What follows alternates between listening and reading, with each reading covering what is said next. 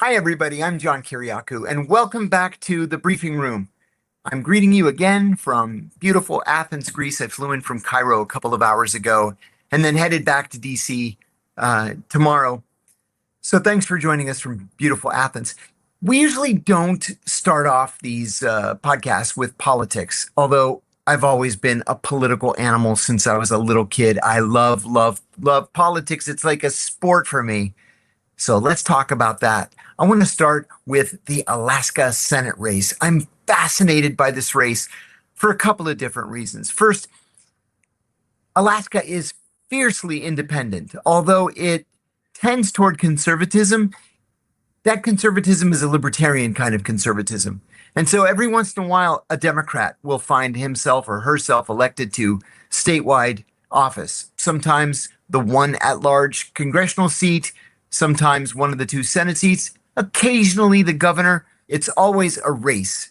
And we have election results from Alaska and from a bunch of other states. So let's start there. Voters in this Alaska race had something very interesting on their ballots. It's not very nice, but it's very political. There are two men named Dan Sullivan, both on the ballot. This may be a dirty trick. It may be a coincidence. You figure it out. One of them is the current Alaska Republican Senator Dan Sullivan. The other is a retired school teacher and a U.S. Forest Service employee with zero political experience. Now, Alaska's elections work differently than almost anywhere else in America. It's very interesting. Everybody runs together in one giant primary, regardless of party.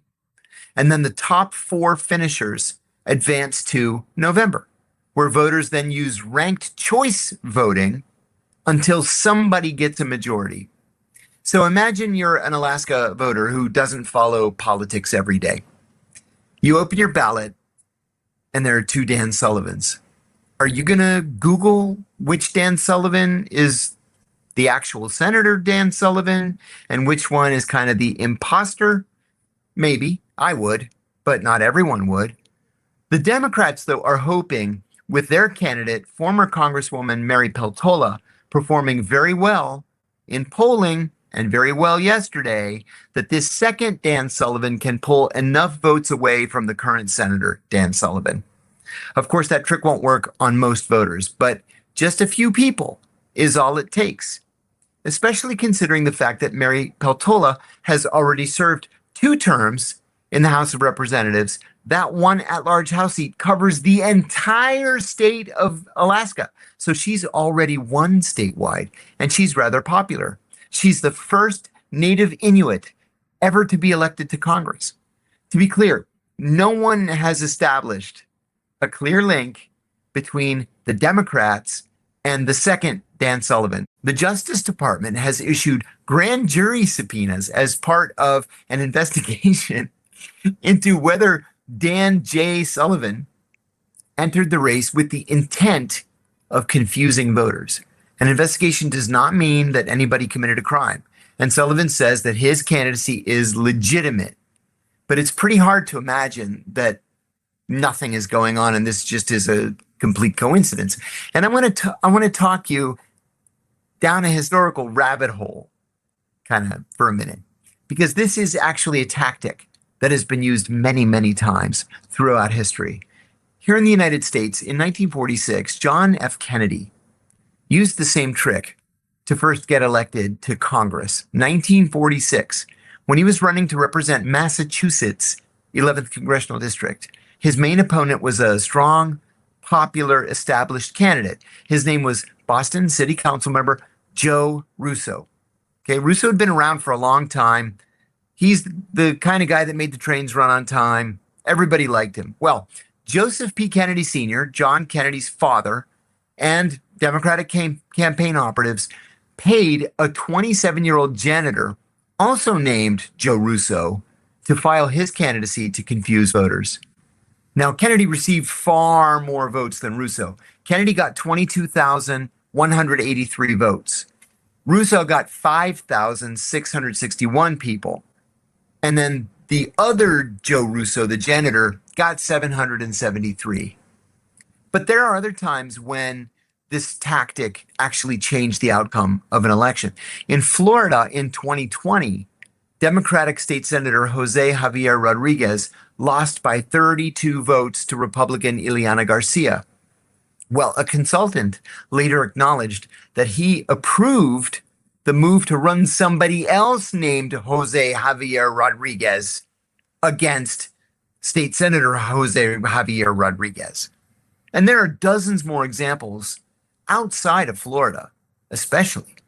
But the most interesting examples come from other countries. This is kind of fun. In Russia, it's a little bit more difficult to pull this off because candidates have their headshots featured on the ballots with their names. This is in case the voter is illiterate and can't read the names. You can at least recognize the picture. Boris Vishnevsky, a staunch Kremlin critic, ran against two men who were also named Boris Vishnevsky. But not just that. Take a look at this photo.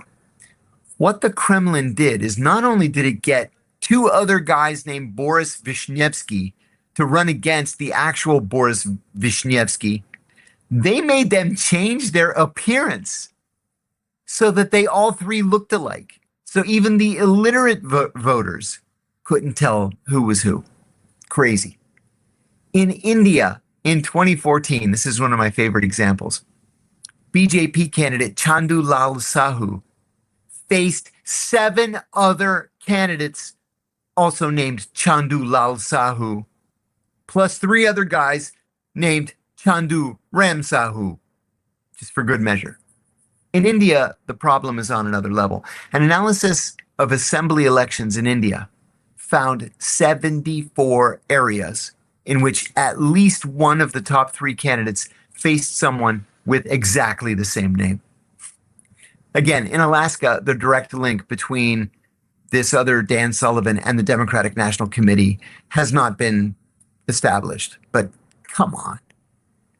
On the Democratic side, there was some good news this week as well, running right up to Election Day, mainly the endorsement that nobody asked for. Kamala Harris tried to endorse the Democratic Senate candidate, former Congresswoman Mary Peltola. And Mary Peltola essentially told her to screw off. In a fundraising appeal that was sent out Wednesday, Harris urged supporters to, quote, stand behind Mary, and called Alaska a must-win race for the Democrats. Now, my guess is Harris wasn't personally sitting at her laptop composing this email. Somebody on her political team probably slapped her name on a fundraising appeal and then just hit the send button. But apparently nobody bothered to ask Mary Peltola whether she actually wanted Kamala Harris's endorsement. And guess what? She didn't, because Peltola quickly responded, quote, Mary isn't seeking endorsements from anyone from the lower 48. Her focus is and always will be Alaska, unquote. Ouch. Now, this should come as no surprise to the Harris camp. Joe Biden faced the same problem during the midterms when he was president. Vulnerable Democrats wanted distance from an unpopular White House. Harris lost Alaska by 13 percentage points. Peltola is trying to win voters who may have voted for Donald Trump nationally, but were willing to split their ticket and might be willing to split their ticket again for her. The last thing she needs is for Republicans to turn this into a referendum on the National Democratic Party. That's a sure way to lose a statewide race in Alaska. But really, this just seems like an incredibly sloppy and unforced error. Honestly, I feel a little sorry for Democrats that this person will probably run for president again in 2028. I'm talking about Kamala Harris. She currently holds a polling lead. That probably is because of name recognition. Remember, in 2020, Kamala Harris dropped out of the race before the very first vote was cast in Iowa. She was that unpopular. And then she got creamed by Donald Trump just 2 years ago. She also seems to have no self-awareness that she's part of the problem where Democrats stood for nothing other than being anti-Trump. Remember, one of my mantras is, you cannot win elections by saying, vote for me because I'm not the other guy. Politics don't work that way. What if the way money works is about to change? Not someday, not hypothetically, but right now. China and the United States are both making moves that suggest that we could be heading towards something the world hasn't seen in more than 50 years, a return to gold-backed money, or something very close to it. China is shutting down paper gold trading at four of its biggest banks, all on the same day. And they're building a new system that settles in physical gold instead. On our side, the government is sitting on more than 8,000 tons of gold that is still valued at $42 an ounce on the books. Legislation to fix that is already in Congress. If both superpowers start anchoring their currencies to gold, what happens to the price? And more importantly, what happens to every dollar in your retirement that isn't backed by anything at all? That's the question a free report from American Alternative Assets answers. It's called The Day Money Changes Forever. And if you have an IRA or a 401k, you need to read it right now. Get your free copy at johnlovesgold.com. That's johnlovesgold.com, or call 888-GOLD-053. I also wanted to cover a conflict that has sprouted up over the last couple of days and is a little bit down in the political weeds. But I mentioned, I don't know, I'm going to say a week ago, I mentioned that I was going to take a closer look at Jon Ossoff. Jon Ossoff is a young U.S. senator from the state of Georgia. He happens to be Jewish, and he's frequently talked about as a possible presidential candidate. But how do you break out from the pack? Rahm Emanuel's talked about running. He's Jewish. J.B. Pritzker, the governor of Illinois, is talked about as a major candidate. He's Jewish. The governor of Pennsylvania, Dan Shapiro, is Jewish. So how does Jon Ossoff set himself apart? So stick with me, because I think this conflict says a lot about where American political discourse is right now, and frankly, how this White House operates. In my view, this is exactly how American politics should not be. The whole kerfuffle started off with one line from Senator Jon Ossoff. Let's take a look at this clip. And there's something uniquely despicable about lying a nation into war. Treating citizens as fools and those who serve as pawns. Aboard the USS Abraham Lincoln, they've now been at sea for 240 plus days without a port call. It's a Navy record. And still they serve with excellence. And still they serve with excellence. God bless the sailors, Marines, aviators, and all aboard the United States ship Abraham Lincoln.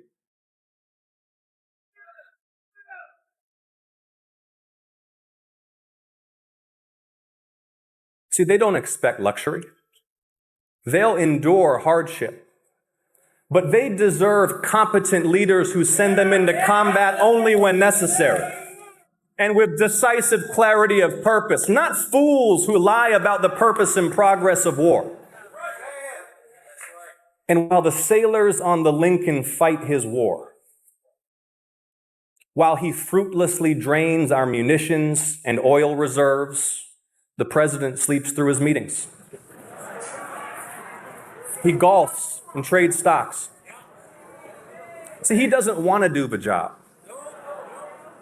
He wants to build his ballroom and travel with Natalie on their apparently defenseless flying palace gifted by the Emir of Qatar.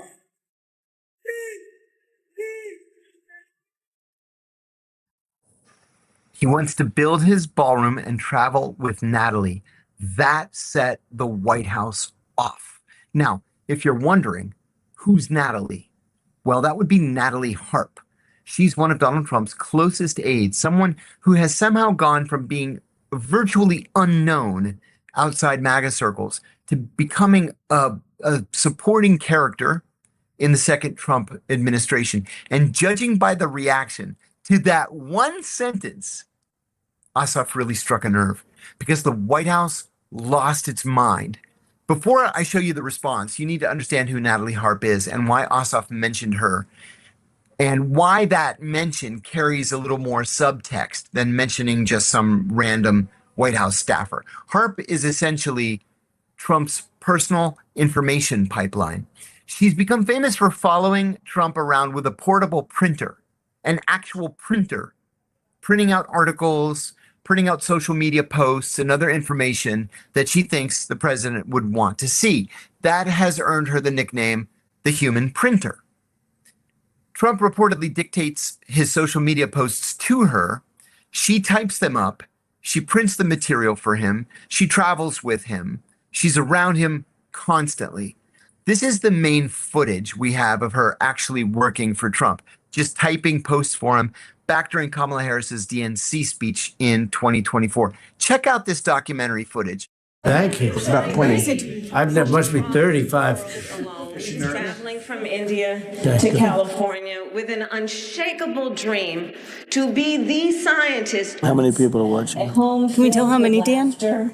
How many people are watching? She's talking about how great San Francisco was before she destroyed it. A lot of talk about childhood. We've got to get to the border, inflation, and crime.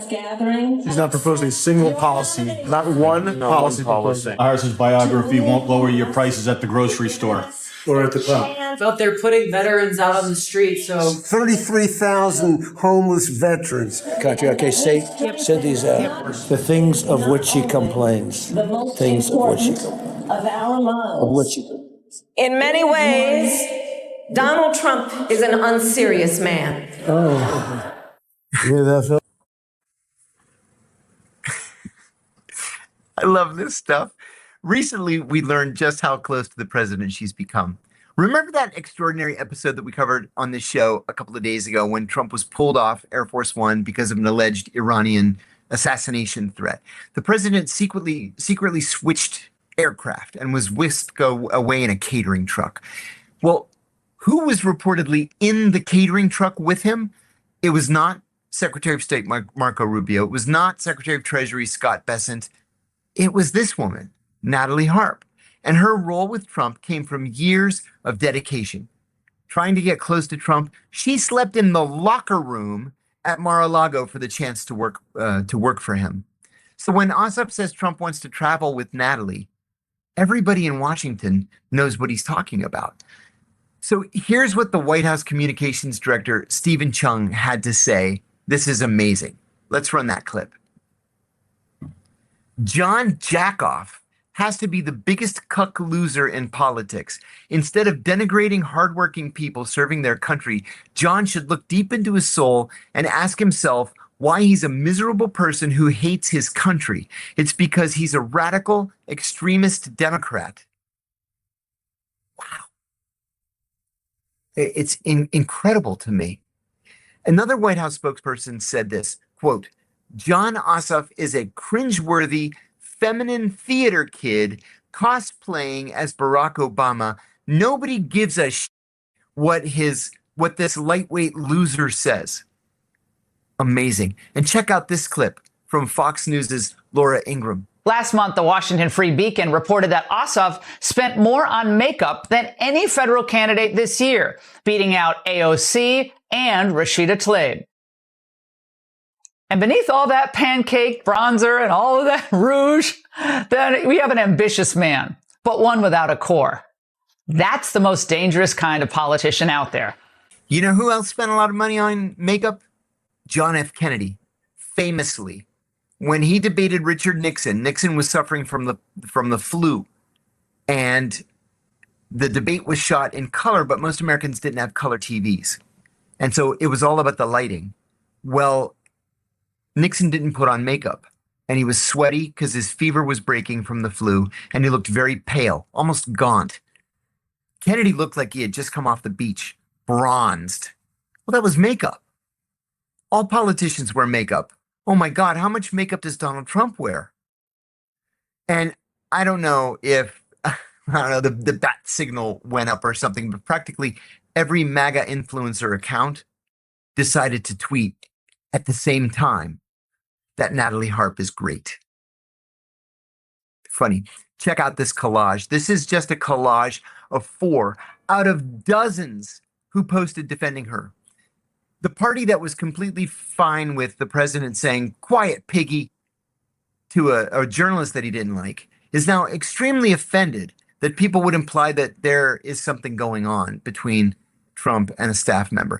Just saying, you could make it a little less obvious that you commanded your social media friends to support her.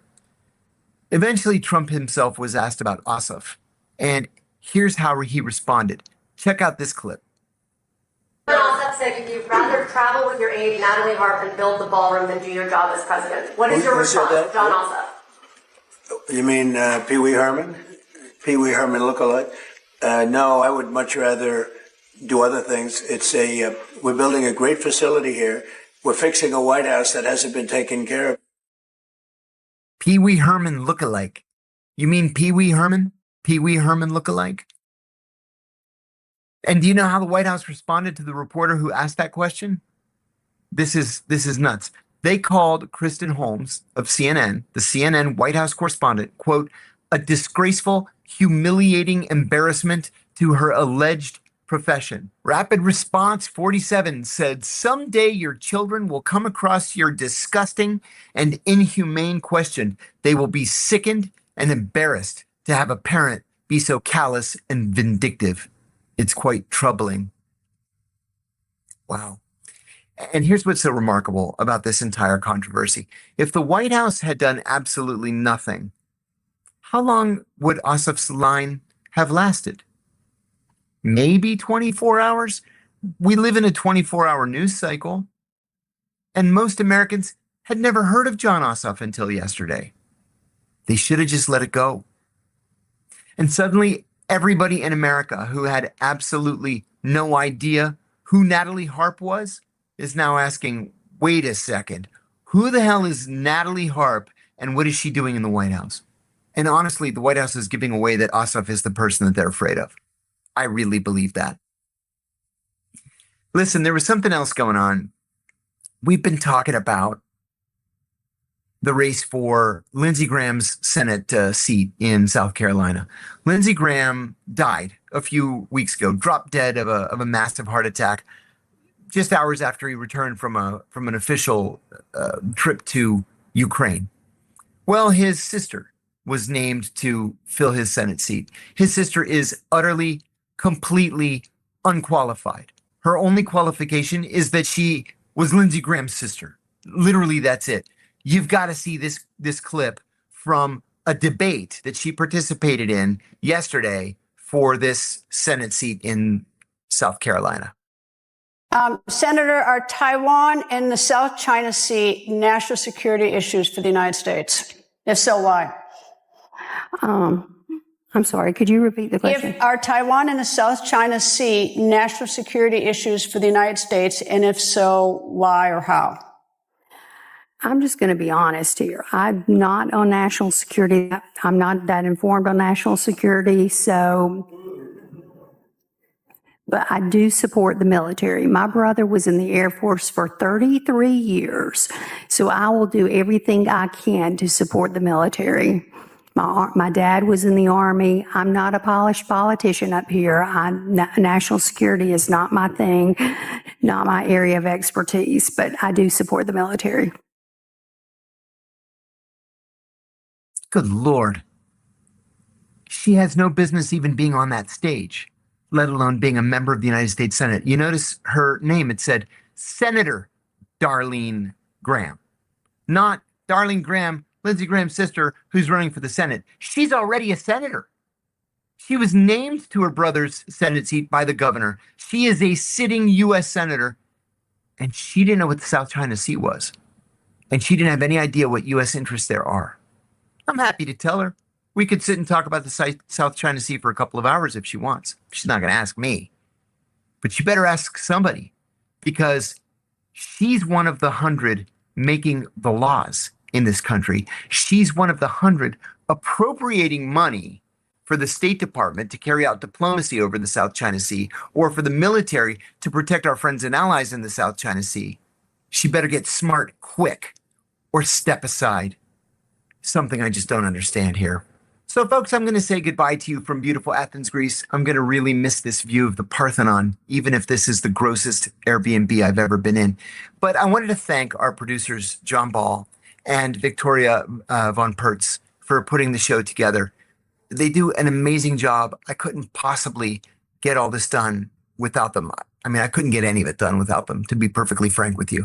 So I want to thank them. And please look for me on Apple Podcasts and Spotify. I have a podcast there called John Kiriakou's Dead Drop. It's a storytelling podcast. And you can find me on Facebook, Instagram, LinkedIn, and Cameo. And I very much look forward to seeing you the next time. Thanks again for subscribing, for liking, for commenting, for talking about the show with your friends. We're growing by leaps and bounds in the summer, in August, when it's the slowest period of the year. So thank you for that. And next week, we're going to have some Q&As for you. All the best. We'll see you next time.